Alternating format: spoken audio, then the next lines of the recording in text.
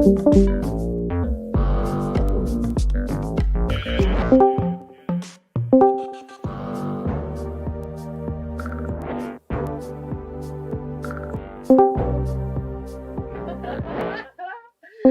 sounded.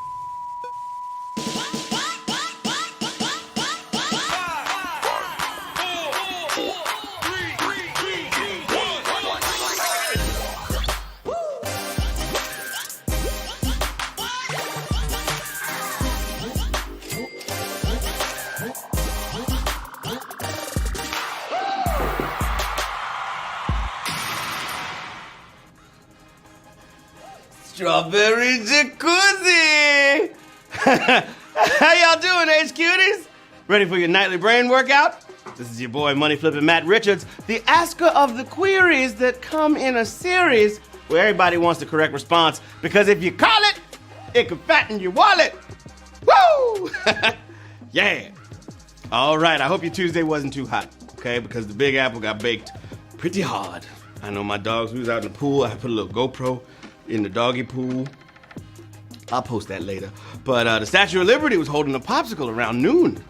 Now it's just a stick. It's a burnt stick. Okay. That's a good reminder to stay hydrated and ventilated on hot summer days. Because that's how you make it to HQ time, babies. And I hope you know how that works, okay? Everyone's smart enough to tap 12 correct answers to the questions that are moments away is walking off in triumph and claiming their share of the $5,000 prize that's up tonight. That's right. Will you fare as well as you should? Or very much fail to do good? Oh, we're also here to spotlight a great charity showing us all what caring is all about. The Second Harvest Food Bank of Central Florida, feeding families during the toughest of times. As part of the Feeding America Hunger Relief Organization, Second Harvest secures and distributes food and grocery products to over 500 nonprofit feeding programs in Central Florida, totaling enough to feed 58,000 people a day. Last year, they distributed enough food for 63 million meals to soup kitchens, women's shelters, senior centers, daycare centers, and kids' cafes. They got kids' cafes? When they drink a little baby macchiato? Okay. They also help economically pressed adults with food service and life skill-based training. And we money with a $5,000 donation to Second Harvest of Central Florida. Actually, here's a message from their event specialist, Veronica. She sent it to us. Take it away, girl. Hi, HQDs. My name is Veronica, and I'm the event specialist at Second Harvest Food Bank of Central Florida. Second Harvest Food Bank is driven to close the gap of unmet need in Central Florida in a variety of effective ways. Our mission is to create hope and nourish lives through a powerful hunger relief network while multiplying the generosity of a caring community. Please learn how we feed, hope, empower, nourish, and engage our community at www.feedhopenow.org. Thank you so much, Veronica. And she's right. You can go to feedhopenow.org to learn more and, of course, help them out if you can, you know? Yeah. Hey, don't forget, tomorrow is movie night on HQ. And Anna Roisman, she's going to be in the house, hitting you with questions about summer blockbusters. If you ever watch a summer blockbuster, you got an edge in this special game. That's the usual time tomorrow night, 9 p.m. Eastern Time, hosted by none other than Anna Roisman. Oh, yeah. Now, who's ready to weigh anchor and sail out into the Atlantic Ocean? Woo! I've been looking forward to skippering this voyage all day. So let's gather our wits and get to it! I hope you've been reading up on everything and anything and everything, because it looks like another rough one. But take a deep breath. Remember common sense. Seems not so common these days, but you got some. Let the answers come to you. There's nothing to it but to HQ it with question number 1. Who wrote Infinite Jest? David Foster Wallace, Knave Imposter Lawless, or Ham Defroster Flawless? That's funny. But who wrote it? Okay, well, there's only one author in this batch, okay? And that'd be David Foster Wallace. You may have noticed we go a little easy on question 1. Don't let your guard down, all right? 66,925 players got it right. David Foster Wallace! Question number 2. Yes. Here we go. In which nation have the most popes been born? Nigeria, Italy, or Turkmenistan? A little extra time for you there. Pick your answer, baby. Woo. All right, you got it? Good. Hope so. There's a strong European trend in the history of the job, okay? Especially from the nation that surrounds Vatican City, Italy. Duh. It's a very European job. We only recently got our first South American pope in 2,000 years. Like very, very recently. 66,318 got it right. Good job, babies. So proud of you. Who's ready for the next one? That would be question number 3, if memory serves me correct. Yeah. All right, here we go. Where do peanuts grow? On a bush, on a tree, or underground? Even if you have an allergy, you should know this, so that way you know where to avoid. All right, that next bag of peanuts you buy has been thoroughly rinsed off because they come out of the dirt. 55,550 got it right. It's too bad, because I personally would love a peanut vine, you know, just climbing up the side of the crib so I could just reach out the window and grab little peanuts. I hate peanuts so much. But you know, just grab them, throw them for the squirrels. For the squirrels. Question number 4, knocking on your door. Eventually, he's just walking up the driveway right now. Here it comes. Oh boy. I know y'all ready. I'm ready. I just got a GoPro, so I'm trying to learn how to use it to film things.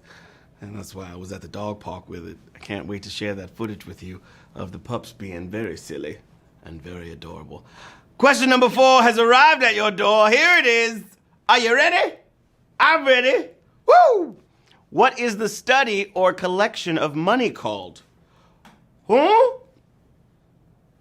Is it horology, numismatics, or philately? Now you can answer. It's okay. Stuff happens sometimes, all right? You know what it is? I think it's because I was playing Pokemon Go on the iPad earlier, and I think, I should have disconnected it. That's my bad. Okay, did you guys all answer your question 4? Hope so. All right, there are a couple of common hobbies here, but the money hobby is numismatics. Horology is the weird one. That's the study of clocks or just time. 47,737. Got it right at cue number 4. On the way to question number 5. Gonna keep it all the way live. Oh, and that ain't no jive. Here we go. For the children. At the kids' cafe. I didn't know that was a thing. That sounds cool. I don't want to see a bunch of little kids hopped up on caffeine, though. That seems like a nightmare. Just decaf coffee for the children? I guess. I don't know. Question number 5. Here we go. What term comes from an evil being that would take people's breath away? Eves, ghoul, or nightmare? There's an evil being that used to take people's breath away. All right, back when lots of people were superstitious and speaking Middle English, they thought there was a kind of spirit called a mare. And nightmares attacked in your sleep. Ghoul sounds even cooler. It was a desert demon. Oh my gosh! That's our savage question. Yeah, so a ghoul is a desert demon that robs graves. Historically. Superstitiously speaking. Not historically, they wasn't real. Okay. Question number 6. And it goes a little something like this. Which 1980s band was the subject of their own arcade video game? Europe, Foreigner, or Journey? Who's it going to be? One of these bands had their own arcade video game. Do you remember? Did you play it? Maybe? Huh? All right, these bands made a whole lot of scratch in the 80s, but the most quarters were earned by Journey. Yeah. If you went to the right arcades in 1983, you can control all 5 band members, hunting down their instruments and stopping their fans from pushing the stage. Rushing the stage, pushing onto the stage. That's what you did. 18,496 in the mix. Yeah.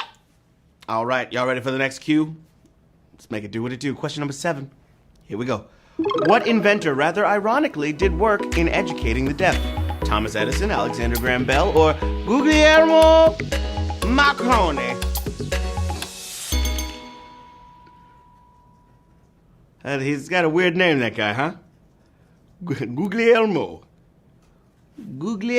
Marconi. Okay. All these guys invented some kind of audio gear, making it ironic that they'd be looking out for, the deaf. And the answer is the telephone's inventor, Alexander Graham Bell. Alex's work is controversial today, including his opposition to sign language. 17,590 got it right. Alexander Graham Bell started doing work educating the deaf. Oh boy. All right, here we go, babies. Question number 8. Hope you're feeling great. Nate, my number. Oh yeah, I left my mug. That's what I was missing. I knew I felt lighter when I walked in. That's because of my mug and because I'm not wearing any pants. Here we go, Q8. How is Canadian checkers different from the US version?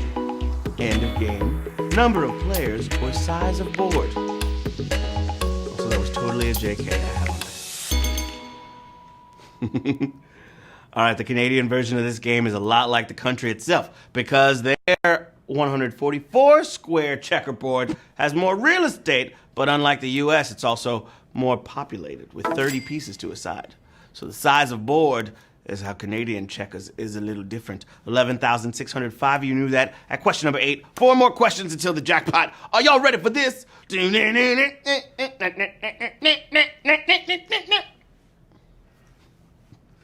we go. Q9. Which geological period first saw the dinosaurs? Cambrian, Cretaceous, or Triassic?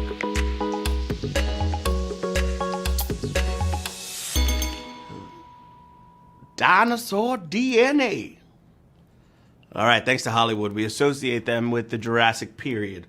But they had their debut during the humble Triassic period. They were around for quite a while, and some of them even had a brief comeback in the 90s. Just not in real life. 11,594 got it right. Triassic, baby. Oh, my goodness. 3 questions remain. It's all that stands between you guys and your share of $5,000. So let's go to work, shall we? Q10, my friends, time to get it in. In the story of Dr. Dolittle, what animal is not part of a push-me-pull-you? Gazelle, llama, or unicorn?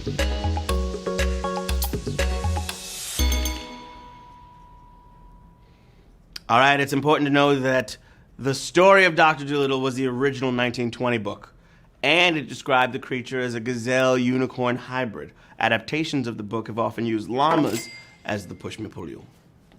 Save the llama for your mama. What? 9,792 players got it right. Llama is the answer we were looking for. Question number 11, the penultimate question of the game. Get this one right, you move to the final round. Simple as pie. Not really. These next 2 are probably going to be tricky. Here we go, Q11.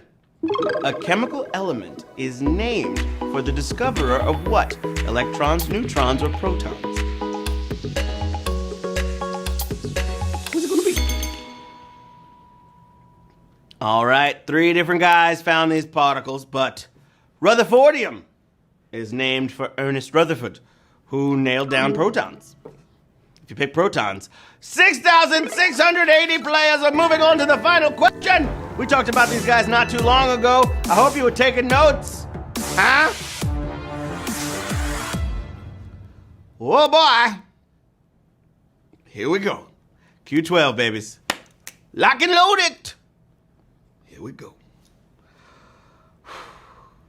Final question of the game, H-Cuties. Which terrible film was not directed by someone who'd previously won an Oscar? Battlefield Earth, Ghost Dad, or The Master of Disguise?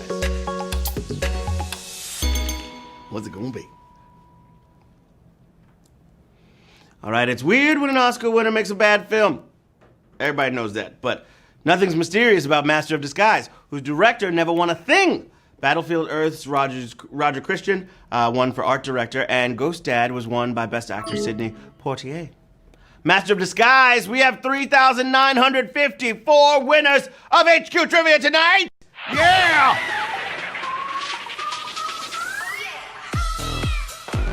Congratulations! Look at that, we're in and out of here before 9:20. Where else do you get this much excitement? I don't know. Congratulations to Candice G and Harry Broad. Teleosinki. Millie Sirius. Chai 88. Mantic Corex. Israel Ramo. Iggy DJ. Kim John 67. Thomas R9. Mary Chris. Just to name a few.